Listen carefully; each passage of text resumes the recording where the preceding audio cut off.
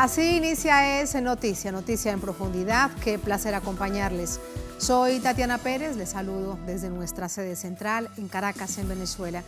A partir de este momento, en la próxima hora, tenemos 3 temas que son noticia. Aquí están primero desplegados en titulares en Noticia Palestina. Además de las agresiones a la población civil de Gaza, Israel lanza ataques a los campos de refugiados en Líbano y Jordania, países fronterizos con Palestina. En Israel, las extremas derechas en tanto se unen en otra estrategia militar para aumentar sus crímenes. Les presentamos y analizamos esta radiografía. En Noticia Ecuador, según el Ministerio del Interior, más de 300.000 personas han migrado del país en los últimos 3 años. En este 2023 ya son 100.000 los ecuatorianos que han dejado su tierra ante la crisis estructural que atraviesa la nación. Una situación similar se presentó hace 20 años atrás. Veremos ahora sus diferencias y sus similitudes. En Noticia Cuba, diversos países y movimientos sociales y políticos celebran la elección de la isla al Consejo de Derechos Humanos de la ONU para el próximo periodo. Exigen que sea sacada de la lista de países patrocinadores del terrorismo, lista política de Estados Unidos contra naciones que no se someten a sus designios. Les contamos más.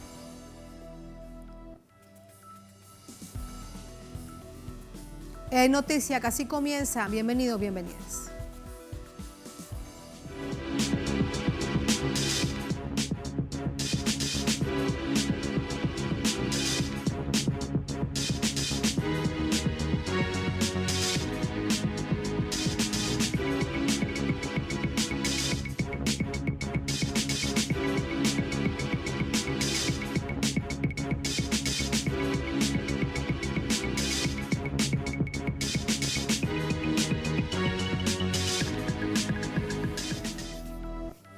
En Noticia Palestina, continúan las agresiones de la Fuerza de Ocupación Israelí a la Franja de Gaza. Agresiones con bombardeos y ataques también que se producen en la frontera de Líbano y Jordania. A nivel interno de Israel, diversos sectores denuncian al gobierno sionista. Vamos a verlo. Tras el 5º día de bombardeos en barrios enteros de la Franja de Gaza, se registró la muerte de 11 trabajadores de las Naciones Unidas y más de 260.000 palestinos fueron desplazados de sus hogares, según cifras del mismo organismo internacional. En horas de la mañana, colonos israelíes del asentamiento Esh Kodesh asesinaron a 3 palestinos en la carretera e hirieron a 9 en un pueblo al sur de Nablus, Cisjordania. En Jerusalén, brigadas del batallón de Tubas enfrentaron a fuerzas especiales israelíes en un intento de infiltrarse en la ciudad, mientras judíos antisionistas se enfrentaban a la policía israelí para evitar que ondearan la bandera palestina. En la frontera con Siria, se registraron disparos de granadas de mortero hacia el asentamiento de Ramat Mashimin en el Golán, sin que se conociera si hubo víctimas mortales o heridos. Por su parte, en la frontera con Líbano, Israel lanzó intensos ataques de artillería y bombardeos aéreos en varios puntos, lo que causó varias muertes. Los gobiernos de estos países denunciaron los hechos y anunciaron su apoyo a la resistencia palestina frente a los crímenes de Israel. Otras naciones se han sumado. Apoyamos plenamente las acciones de Palestina, porque su tierra fue tomada en su día por Israel y los mantuvo aislados. No tienen libertad de expresión y hoy estoy en contra de la guerra y pido a todos que paren esta guerra para que no se extienda por todo el mundo. Una vez más, hago un llamamiento a todos los musulmanes, a todos los ciudadanos y a nuestro Estado para que apoyen la verdad y detengan esta guerra o nos envíen allí como fuerzas de paz. Identificaremos y detendremos a los que están equivocados. A los que están en lo cierto, identificaremos, detendremos a los que siguen luchando. ¡Viva la justicia! Alá es grande. Pero Israel lejos está de atender estas súplicas. El primer ministro, Benjamín Netanyahu, llegó a un acuerdo con la oposición para fortalecer la estrategia militar, lo que implica más crímenes de guerra contra el pueblo palestino. Estamos luchando con todas nuestras fuerzas, en todos los frentes. Hemos pasado a la ofensiva. Cualquier miembro de Hamas es hombre muerto. Hamas es Daesh. Los aplastaremos y los destruiremos como el mundo ha destruido a Daesh. Ante la cascada de agresiones, la ONU reitera que Israel no puede atacar a la población civil.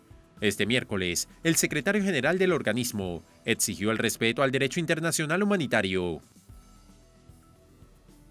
Así entramos con el análisis. Para ello nos acompaña Shuruk Duka, activista del Movimiento de Solidaridad con Palestina, Al-Wad. Nos acompaña desde Carabobo, aquí en Venezuela. Shuruk, bienvenida. Buenas noches. Muy buenas noches, Tatiana. Muchas gracias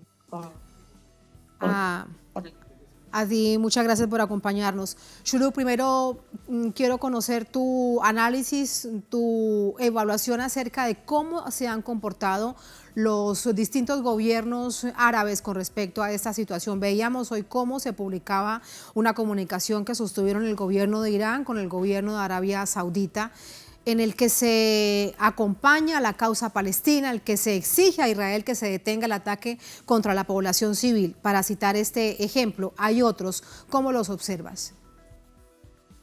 Sí, bueno, esperemos que el pueblo palestino está esperando que la comunidad árabe, que los países árabes realmente reaccionen ante esta situación, ante el calvario que han vivido, ante esta ocupación, ¿no? Las grandes injusticias que ha vivido el pueblo palestino durante, hay que decirlo, más de 75 años de ocupación y de colonialismo. Ojalá que se sumen realmente para poner fin a la ocupación y para detener todo este terrible crimen que está perpetrando el régimen una vez más sobre la Franja de Gaza y sobre toda Palestina. Shuruk, pero esto sería para que fuese de una manera tal vez más contundente a través de la Liga Árabe o a través de qué instancia. ¿A qué te refieres con contundente? Sí, ¿me escuchas, Shuruk? Sí, te escucho. Sí.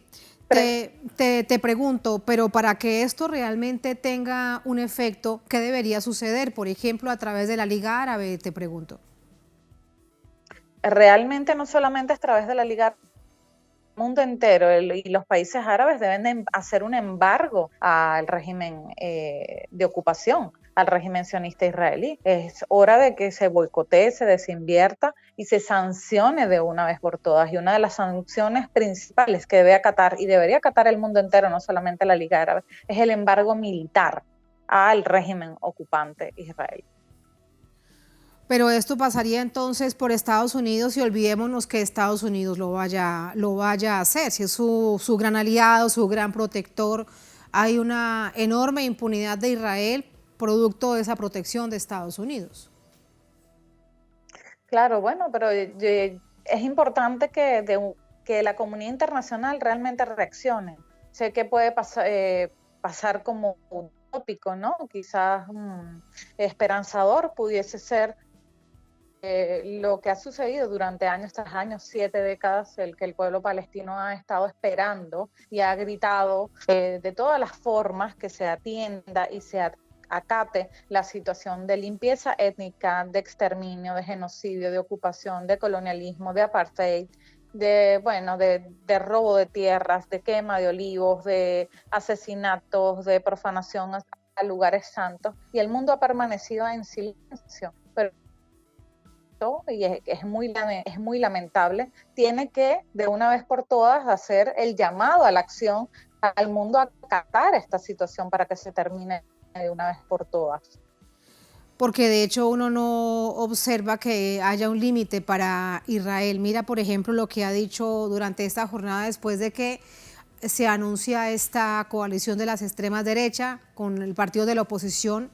Recordemos que llevaban todo un año de una profunda crisis política dentro de Israel. Ahora se unen en una mayor estrategia militar contra la Franja de Gaza, contra el pueblo palestino. Y ha dicho Benjamín Netanyahu que es contra Hamas, pero lo que estamos observando es que no es contra Hamas, sino contra la población civil. ¿Por qué no se hace esta distinción? Nunca se ha hecho esa distinción.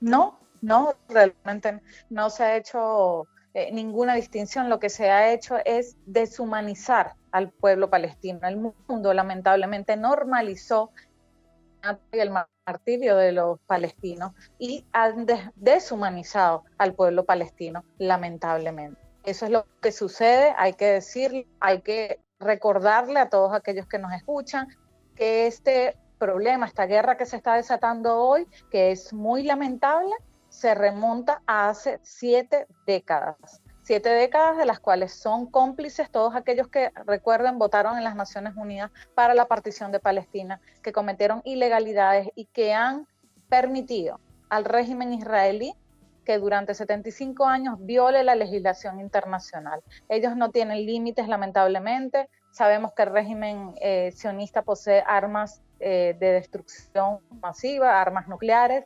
Hemos visto cómo han bombardeado a la Franja de Gaza, han lanzado inclusive fósforo blanco. No es la primera oportunidad.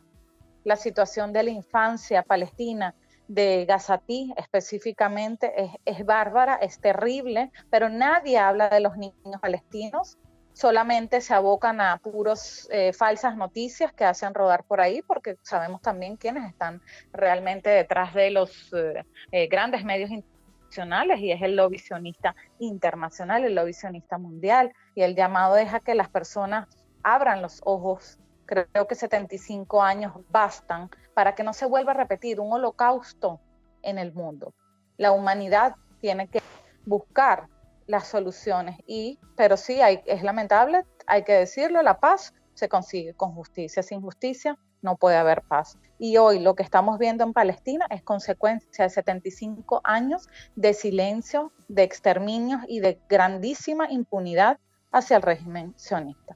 Y mientras decías esto, de hecho teníamos imágenes que daban cuenta de esa denuncia que luego se comprueba a través de las imágenes, el lanzamiento de estas bombas con fósforo blanco que está proscrito por el derecho internacional. Y allí entonces te pregunto acerca del papel de Naciones Unidas, que hoy, entre otras cosas, hay varios funcionarios dentro de la Franja de Gaza de Naciones Unidas que han sido asesinados por el ejército de Israel. Pero no es la primera vez que sucede, lamentablemente se ha registrado en otras oportunidades. ¿Cuál es el papel que debería asumir en esta oportunidad Naciones Unidas? Bueno, es terrible que personas que trabajen en las Naciones Unidas tengan que perder la vida por los crímenes de guerra y de lesa humanidad que sigue cometiendo el régimen sionista. Ahora, el papel, el rol que debería jugar las Naciones Unidas es primero, realmente reestructurarse como base, como organización, porque está completamente obsoleta, una organización que ya pasó a ser anacrónica prácticamente. Pero las Naciones Unidas son cómplices, de hecho son los principales cómplices del genocidio, de la limpieza étnica, del colonialismo y de la ocupación perpetua al pueblo palestino, porque fueron ellos quienes decidieron ilegalmente ir a supuestamente resolver un problema, un conflicto antes de 1947, lo llevaron a las recién creadas Naciones Unidas a votación para decidir hacer una partición de Palestina. Y aquí nos abocamos a que la primera resolución, que es la 181, la ha violado el régimen sionista, el régimen israelí. Entonces buscan señalar supuestamente a el pueblo palestino por esto, pero el pueblo palestino ha asistido a cientos de negociaciones y no ha incumplido. El que está incumpliendo con las resoluciones, con la legislación internacional, con los derechos humanos, con la Declaración de Derechos Humanos, con los principios, ha sido siempre el régimen sionista israelí. Así que al pueblo palestino no le ha quedado más que luchar por sus medios y luchar además, de hecho, apegados inclusive a la legislación internacional, porque las mismas Naciones Unidas dentro de sus resoluciones hablan de la potencia ocupante, de Israel como potencia ocupante, así en estos mismos términos. Y de este modo, también como es potencia ocupante, tiene el deber de cuidar a la población que ocupa. Ese es el deber que debería de tener en este caso. Sin embargo, viola de manera flagrante todo tipo de resoluciones, legislaciones internacionales, derechos humanos y entre otros.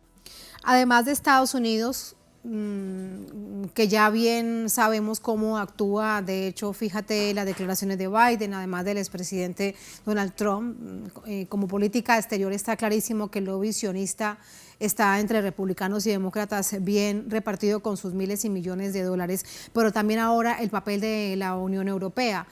Mira, por ejemplo, Francia, a través de una decisión del Ministerio del Interior, prohíbe que en las movilizaciones y que en concentraciones se ondee la bandera de Palestina porque consideran que puede incitar a la violencia. Y eso está pasando en Francia en este momento.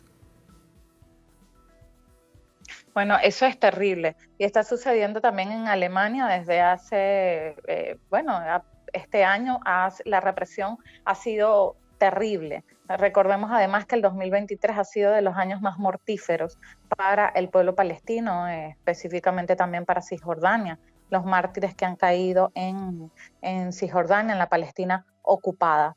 Es terrible y cínico, ¿no? Además hipócrita, hay que decirlo también, que se permita esto, que se permitan este tipo de políticas racistas, segregacionistas, como el hecho de levantar una bandera. A todo esto, ¿cómo se podría plantear una salida? Si esto es realmente un parteaguas, esta decisión a través de la operación Diluvio de Al-Aqsa de autodefensa después de 75 años de tantos oprobios, Shuruk, si esto es un parteaguas, ¿cuál es la salida a esta situación? ¿Qué crees que realmente puede o deba suceder a través de la mediación de que Naciones Unidas hemos visto que no lo ha logrado? Hubo otros acuerdos, por ejemplo el de Oslo, que no llevó a nada. Durante todos estos años se han probado distintas fórmulas. ¿Cuál quedaría faltando? Bueno, yo creo que la alternativa del boicot, desinversión y de las sanciones de los pueblos del mundo y de los gobiernos del mundo puede ser una alternativa. Sin embargo, realmente es un camino un poco, ¿no? Engorroso, digámoslo así. La situación a la que se ha llegado ya hoy por hoy, para mediar una paz se tiene que comenzar por la justicia. Y el apego a la legislación internacional, sin duda, es primordial. Es básico para poder emprender de allí una solución. Se tiene que acabar con la ocupación, se tiene que acabar con el colonialismo, el régimen tiene que apegarse a la legislación internacional, a las legislaciones internacionales y debe ser condenado, se debe acabar la impunidad. Todo esto es lo que debería suceder, sobre todo que se acabe la impunidad. Shuruk, gracias por compartir tus impresiones con nosotros. Buenas noches. Buenas noches. Hasta luego. Hasta luego, muchas gracias. Así vamos a la primera pausa en esta emisión de Es Noticia. Al volver en Noticia Ecuador, más de 300.000 personas han migrado del país en los últimos 3 años. En este 2023 ya son 100.000 los ecuatorianos que han dejado su tierra ante la crisis estructural que atraviesa la nación. Una situación similar se presentó 20 años atrás. Veremos ahora sus diferencias y similitudes al volver en Es Noticia.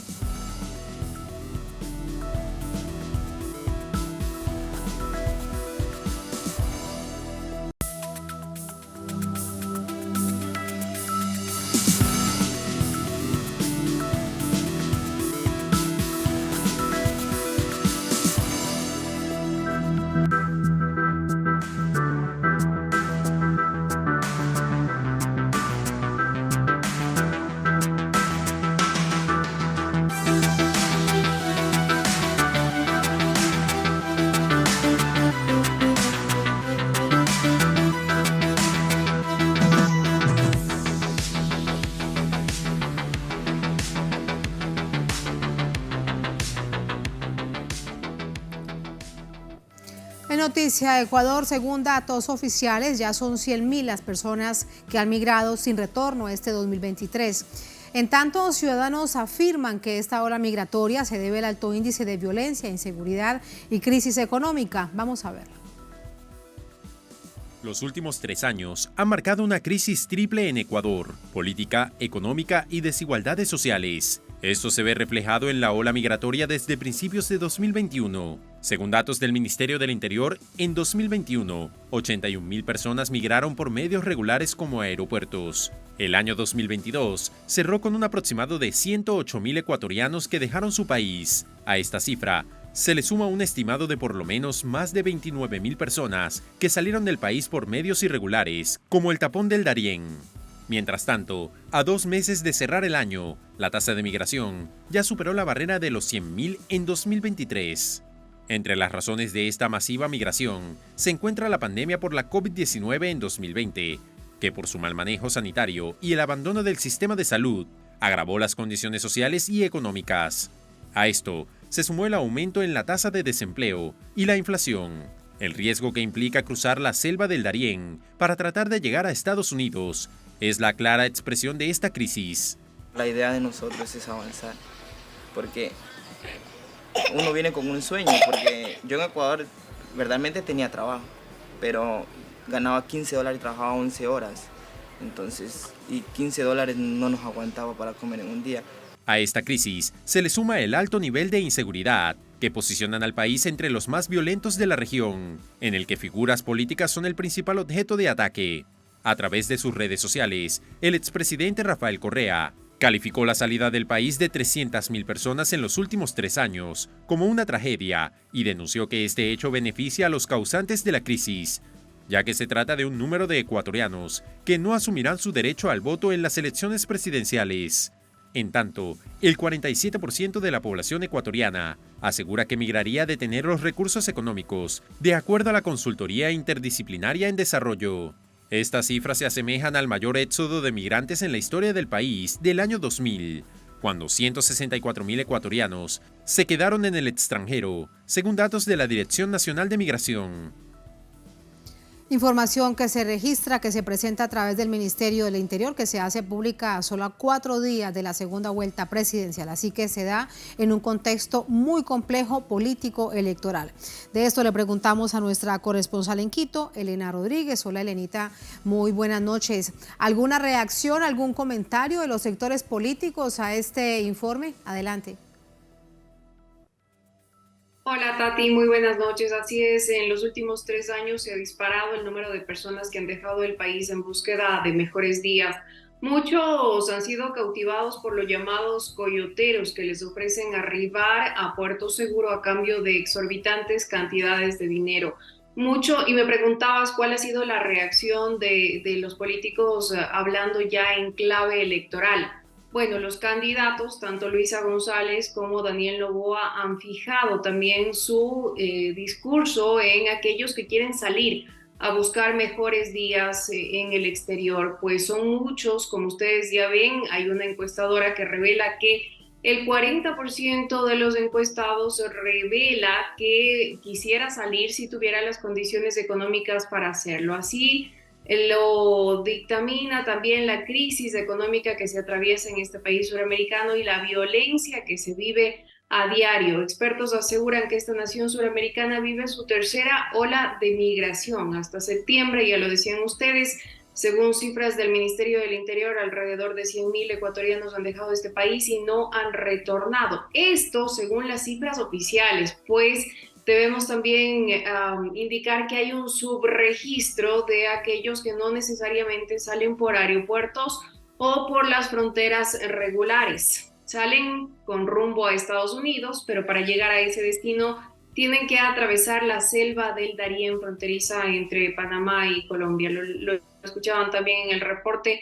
Y debemos agregar que, de acuerdo a datos del Ministerio de Seguridad Pública de Panamá, durante los primeros 7 meses del 2023 han circulado más personas que en todo el 2022 por el tapón del Darién. El paso por esa selva es una de las rutas más peligrosas del mundo. Es muy común escuchar, Tati, y a nuestros amigos que nos escuchan y nos ven en las latitudes de Latinoamérica y del mundo, es muy común escuchar entre los familiares de quienes se fueron las historias de horror que narran, pues además de los riesgos propios de la geografía de la zona, los migrantes están sometidos a las mafias, expuestos a la trata de personas, también a la deshidratación y la falta de alimentos. Son desgarradoras las historias que se escuchan entre los familiares que narran precisamente estas peripecias que tienen que pasar por esa inhóspita selva. Debemos agregar que entre enero y julio de 2023, 248.901 personas atravesaron esa región selvática, entre ellos 34.357 ecuatorianos, 34.082 haitianos, 8.183 colombianos y 3.299 indios. Los expulsados de Ecuador, porque así hay que llamarlos.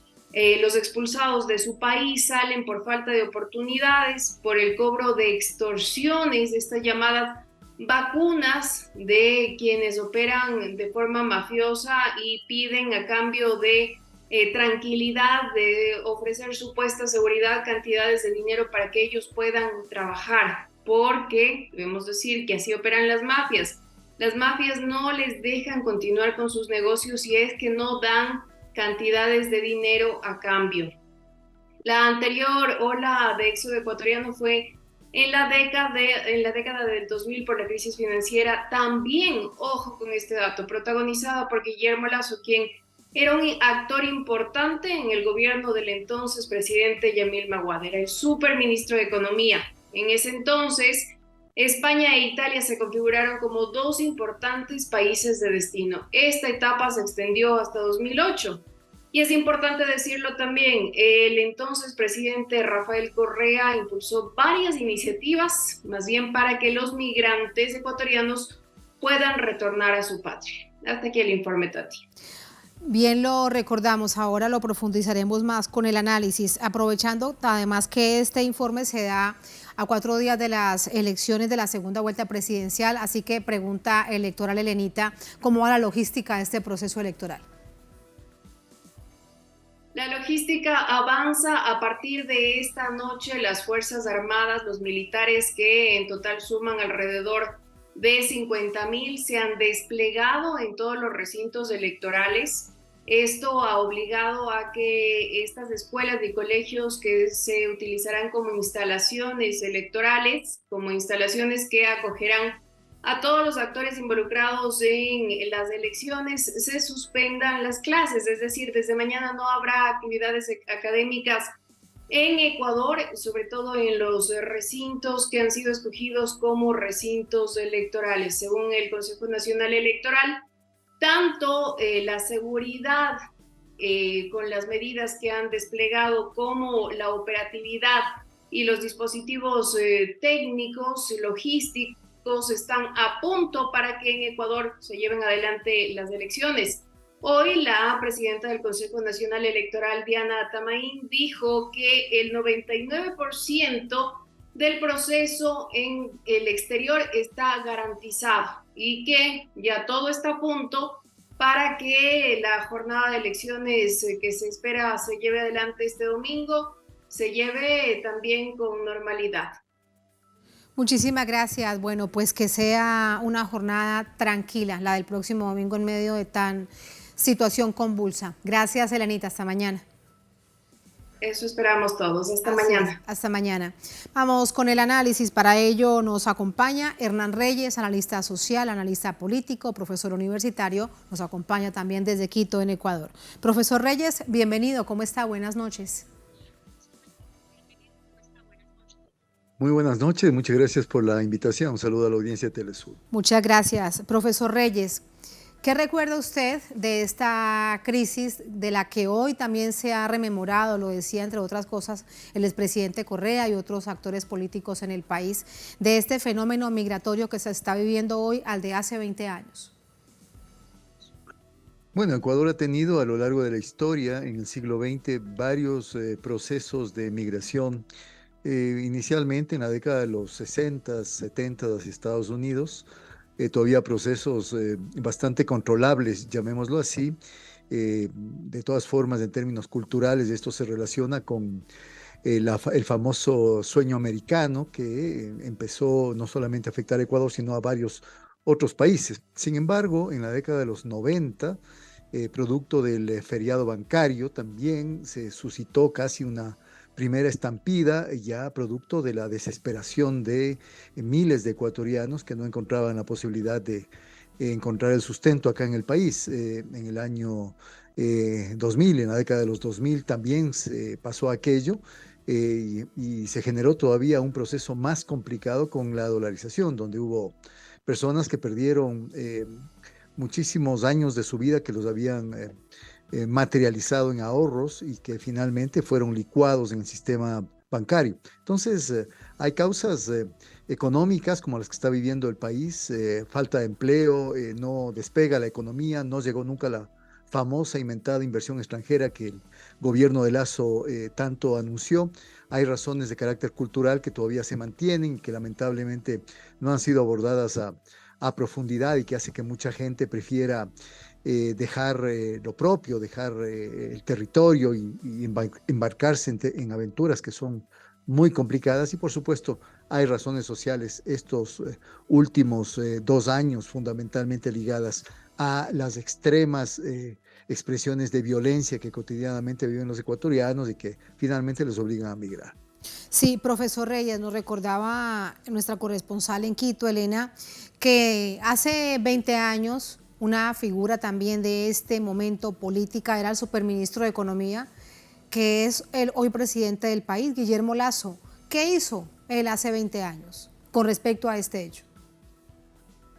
Bueno, fundamentalmente Guillermo Lasso asumió en ese entonces el llamado Superministerio de Economía y él formó parte de un gobierno que en lo básico se asemeja al actual, puesto que ha planteado modelos económicos ligados con el neoliberalismo. El neoliberalismo finalmente es el modelo que privilegia lo que son los llamados equilibrios macroeconómicos, los ajustes estructurales a nivel del Estado, y esto implica despidos, esto implica muchas veces contracción de la economía, lo que está viviendo el Ecuador, porque se disminuye la capacidad de consumo cuando hay tanta gente en desempleo. Quito, la capital del Ecuador, es la ciudad de lejos que mayor nivel de desempleo tiene y por lo tanto la economía está desactivada, los negocios cierran a cada momento. Si a esto le sumamos, como decía yo, los episodios de violencia que cotidianamente vivimos los ecuatorianos, pues tenemos una situación insostenible. Y estos mismos personajes ligados a las élites empresariales, en este caso ligado al sector bancario y financiero, el señor Guillermo Lasso, luego de unos años pretendió él mismo llegar a cambiarse, digamos, del andarivel económico al andarivel político y ya postuló para ser candidato a la presidencia. Después de 2 intentos lo logró y vivimos la situación que vivimos justamente porque aplican este modelo que acabo de mencionar. Y los mismos personajes desde hace más de 20 años entonces. En ese momento con ese modelo, luego vienen 10 años un poquito menos de la Revolución Ciudadana que marca sin duda ese paréntesis histórico en el neoliberalismo, pero ahora vienen prácticamente entonces los mismos actores políticos con las mismas fórmulas y mire usted el desastre del país. Definitivamente hubo un proceso intermedio, usted lo menciona, desde el 2007 hasta el 2017, ese año fundamentalmente, que en esos 10 años, quizá un poquito más, la Revolución Ciudadana logra estabilizar al país, logra convertir al Estado inclusive en un dinamizador de la economía y más allá de lo que pudo haberse tenido como expectativas mayores para que este proceso pueda dejar bases más firmes. Tuvimos la tragedia, diría yo, de que el año 2017 un personaje de las propias filas de la Revolución Ciudadana, el señor Lenín Moreno, haya accedido al poder sobre la base de la estructura del movimiento, pero haya dado un giro de 180 grados y haya plegado al modelo neoliberal, se haya ligado y aliado con las élites empresariales, con las élites mediáticas, inclusive los dueños de los grandes medios corporativos de comunicación, y a la larga haya abierto la puerta para que el 2021 finalmente haya ganado la presidencia Guillermo Lasso. Así que, digamos, lamentablemente para buena parte de la población, se habla de un 40% de la población que va a votar el día domingo, estos 10 años de la Revolución Ciudadana, para algunos de ellos, gente muy joven, es una época lejana y a veces hay dificultades para poder hacer la comparación con lo que han significado los últimos 6 años y medio, ya va para los 7 años de los gobiernos de Moreno y de Lasso. Pero a la larga creo que hay una diferencia fundamental entre dos modelos de país que son los que se van a enfrentar el próximo día domingo y esperemos que finalmente prime la racionalidad y pueda votarse por ese modelo que a la larga le dará al menos un cierto respiro y creo yo podrá hasta frenar en seco un modelo ya no solamente de carácter neoliberal, sino absolutamente filtrado y contaminado por dineros mal habidos y tanto a nivel de las guaridas fiscales, que son dineros que salen expulsados del país, y dineros también provenientes del narcolavado, que igual está inserto en todo el sistema financiero y bancario del Ecuador. Mire usted que de hecho hoy, a solamente 4 días de las elecciones presidenciales, aparece una figura que era clave en el proceso de este entramado del Gran Padrino, y dice que va a declarar por su vida, por su familia. Y lo que dice durante esta jornada, profesor, se lo recuerdo a la audiencia, seguramente usted lo conoce con bastante detalle, es que el presidente Lasso sabía de todos los entramados de la mafia albanesa y con quién tenía esas conexiones. ¿Usted cómo cree que repercutirá esto para el domingo? Bueno, creo que es una información importantísima de carácter sumamente sensible. Finalmente, esta campaña electoral ha estado lamentablemente atravesada por golpes de efecto que el grupo de la derecha, la alianza de la derecha que apoya a Daniel Noboa, ha ido lanzando inclusive de manera absolutamente irresponsable. Pero de hecho, esta información lo que hace es ligar al gobierno de Guillermo Lasso, según este testigo directo, porque es parte del grupo de policías que directamente investigaron el caso conocido como León de Troya, está vinculando a Guillermo Lasso como alguien que conocía de esto y que a través de algunos personajes que estuvieron ocupando cargos en su gobierno, está refiriéndose específicamente al ministro Bernardo Manzano, ministro de Agricultura, y al mismo tiempo, y esto es lo más interesante de todo, miembro del grupo Noboa, es decir, del actual candidato presidencial. Hay demasiadas similitudes, demasiadas cercanías entre Lasso y Noboa. Noboa ha dicho expresamente que si gana la presidencia no va de ninguna manera a topar a Lasso. Esta es una clara señal de su cercanía y afinidad ideológica y política. Y por el otro lado, yo creo que el gobierno, a través de las instituciones, sobre todo la Fiscalía, ha dado carta blanca para que finalmente se sacuda o se intente sacudir el escenario electoral con informaciones que quieren de alguna manera culpabilizar del crimen de Fernando Villavicencio directamente al movimiento de la Revolución Ciudadana. Entonces nos encontramos en esa situación y creo que los votantes inclusive ahora felizmente ya no solamente tienen como fuentes de información a los medios privados, a los grandes medios privados que a la larga siempre han blindado mediáticamente a los gobiernos empresariales, a Moreno y a Lasso, e igualmente están favoreciendo la candidatura de Noboa, sino que la ciudadanía también tiene fuentes alternas en las redes sociales, en medios digitales, que han permitido, creo yo, hacer más equilibrado este tema de la información y las noticias más importantes como para poder elegir a quién van a votar para presidente. ¿Y cree usted que será distinto porque la misma estrategia aplicada en la primera vuelta se aplica ahora en la segunda vuelta, a tratar de involucrar a la Revolución Ciudadana y por supuesto a su candidata Luisa González con el asesinato de Fernando Villavicencio? Para la primera vuelta tuvo su efecto. Para esta segunda vuelta, ¿cree usted que la gente ya está un poco más alerta, entendiendo que es una estrategia de los poderes que por ningún motivo quieren, por ningún motivo permiten que regrese el correísmo al poder, al gobierno? Yo creo que hay bastante malestar, inclusive indignación e ira por parte de amplios sectores ciudadanos que un poco están ya cansados de ser objeto de manipulación con este tipo de cosas. Además, yo creo que la tramoya montada por la Fiscalía en este caso es tan burda. Se habla, primero es ilegal, está violando el debido proceso. Se está a último momento, prácticamente el último día, cuando se iba a cerrar la instrucción fiscal, se decide incluir a un testigo protegido, que esa ha sido la estratagema de la Fiscalía ecuatoriana durante los últimos años y que ha funcionado para todas las acusaciones que ha hecho y todos los casos que se han creado contra el movimiento de la Revolución Ciudadana. Creo que es tan burdo lo que ha aparecido ahora que inclusive los propios políticos que están inicialmente, que fueron los portavoces y los voceros de esta acusación, digamos, sin patas, ni sin pies ni cabeza, creo que están ahora tratando de morigerar un poco su lenguaje en vista de que yo creo que mucha gente ha reaccionado mal.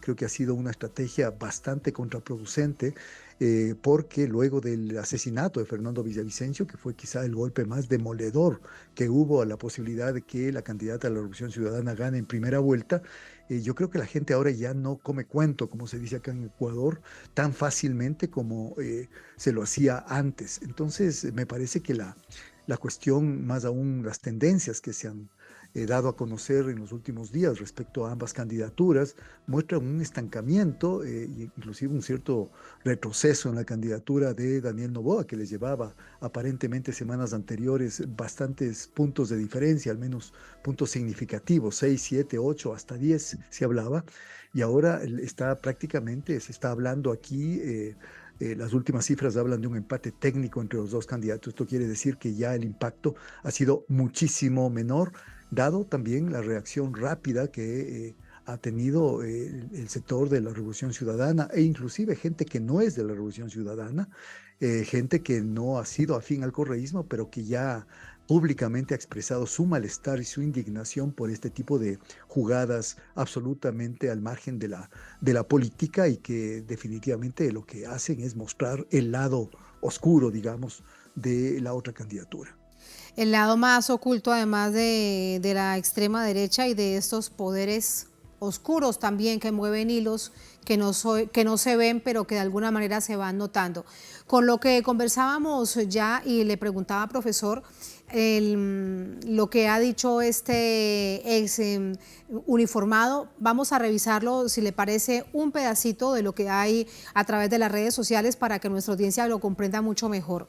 Dice Alexis Moncayo: el policía Rodney Rangel hoy confirmó que Guillermo Lasso recibió aportes en dólares para su campaña de la mafia albanesa.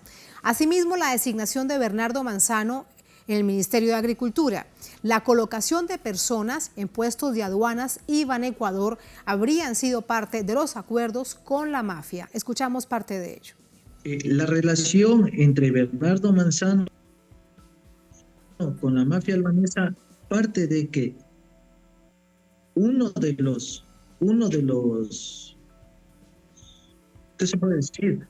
Pedidos por parte de ellos mismos es la colocación de él, ya que la mafia había dado un dinero para la campaña política del presidente Guillermo Lasso. Entonces, parte de esos compromisos era la colocación de un ministro, y de hecho, dentro de la investigación, si es que Fiscalía sigue viendo, había conversaciones en las que no solamente era el ministro de Agricultura, eran las aduanas en las que decían que ese puesto cuesta 20 millones. Y otros puestos van a Ecuador y varios puestos. Ahí está parte de esta declaración del policía Rodney Rangel. Ha dicho que entrega esta declaración porque ha recibido graves amenazas y que necesita protegerse a él y por supuesto a su familia. Pero aquí, con respecto a la reflexión que usted nos hacía, profesor Reyes, le quiero sumar el tema de la Fiscalía. Es que hay un sistema judicial que difícilmente podrá, tal como está constituido y como lo hemos visto cómo opera políticamente, avanzar en la investigación sobre el asesinato de Fernando Villavicencio. Así es, hay un sistema de justicia o de administración de justicia severamente cuestionado, porque se sabe a ciencia cierta que muchos de los jueces han servido, digamos, a intereses políticos y no han aplicado en estricto derecho la justicia. Hay también toda una actuación ya sistemática y continua de la Fiscalía que tiene tintes igual políticos y que finalmente ha servido de punta de lanza, digamos, a los gobiernos de Moreno y al gobierno de Lasso para finalmente atacar a la Revolución Ciudadana y para poder profundizar esta grieta enorme que divide al Ecuador entre correísmo y anticorreísmo, basado en discursos de odio, de desacreditación y finalmente, yo diría, de empobrecimiento de la discusión política en términos racionales. En ese sentido es curioso porque a la larga, yo diría tarde o temprano, estos sectores, jueces que han sentenciado sin tener pruebas suficientes, a partir de cuadernos que fueron escritos al apuro y donde aparentemente estaba toda la narrativa de delitos y de coimas, así como a través de testigos de última hora que son protegidos. Yo creo que a la larga estos administradores o malos administradores de la justicia deberán defenderse ante tribunales algún momento cuando la situación política del Ecuador cambie. El ecuatoriano común y corriente, el ecuatoriano de a pie, en cambio, se ve totalmente desprotegido cuando quiere acceder a una demanda, cuando entabla un juicio, cuando es parte de un proceso judicial, siempre está en la indefensión y hay casos absolutamente locos, absolutamente fuera de toda lógica y racionalidad que hemos visto en el Ecuador. El caso de Olavini, por ejemplo, desde el gobierno de Moreno, un programador que ha sido acusado de interferir y hackear sistemas de instituciones públicas cuando no había una sola prueba, un solo indicio, y que hasta ahora, después de ya varios años de estar y de haber sido declarado de alguna manera inocente, tiene que seguirse presentando, por ejemplo, ante la fiscalía, y cuando se presenta, la fiscalía no quiere receptar su presentación. Es decir, podríamos escribir un libro de todas las irregularidades, yo diría inmoralidades que el Ecuador ha tenido que observar, digamos, por parte de estas instituciones que supuestamente tienen que administrar justicia. Y por todo esto, una crisis, diríamos, multidimensional, es que volvemos a la coyuntura por la que iniciábamos esta conversación, profesor Reyes, es que solamente para este año 2023, que no ha finalizado, quedan 3 meses para que termine, ya se han ido del país, han migrado más de 100.000 personas. Se dice fácil, pero es extremadamente grave. Y ni esto, ni lo que dice el uniformado Rengel, nada de eso es noticia ni titulares en los medios de comunicación locales ni internacionales. Así es. Definitivamente hay un enorme blindaje mediático, es decir, los medios de comunicación privados no solamente han funcionado de manera sesgada durante las campañas electorales, no solamente esta campaña electoral, la de Lasso fue extremadamente evidente, la parcialidad de los medios privados a su favor, y también cuando tocó defender a Moreno, una vez que rompió ya abiertamente con la Revolución Ciudadana, los medios siempre estuvieron a su lado.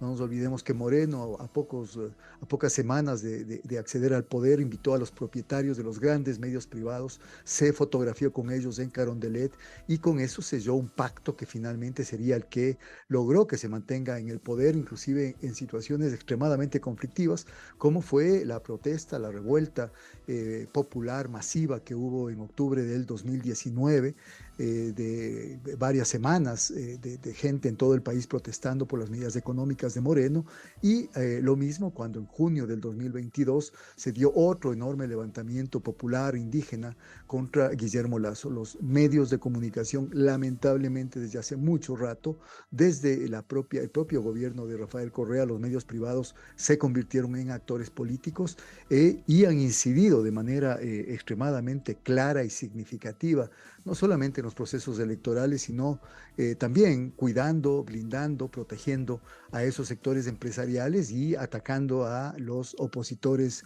políticos de los gobiernos de Moreno y de Lasso, no solamente a la Revolución Ciudadana, sino también, por ejemplo, de manera muy clara, endilgándole inclusive acusaciones totalmente fuera de contexto, como terrorista, como violento, etcétera, al movimiento indígena y a su dirigente, el ingeniero Leonidas Issa. Eso está muy claro y es un lamentable, pésimo ejemplo de lo que algunos han llamado pomposamente bajo la cantaleta de la libertad de expresión, que lo que ha sido es simplemente una libertad para que medios de comunicación privados actúen como en el campo político y finalmente blinden a quienes les son afines. Muchísimas gracias por este análisis, profesor Reyes. Muy buenas noches. Gracias a usted, que pase muy bien. Hasta luego, muchas gracias. Así vamos a la última pausa en esta emisión de Es Noticia. Al volver en Noticia a Cuba, diversos países, movimientos sociales y políticos celebran la elección de la isla al Consejo de Derechos Humanos de la ONU para el próximo periodo. Exigen que sea sacada de la lista de países patrocinadores del terrorismo, lista política de Estados Unidos contra naciones que no se someten a sus designios. Les contamos al volver en Es Noticia.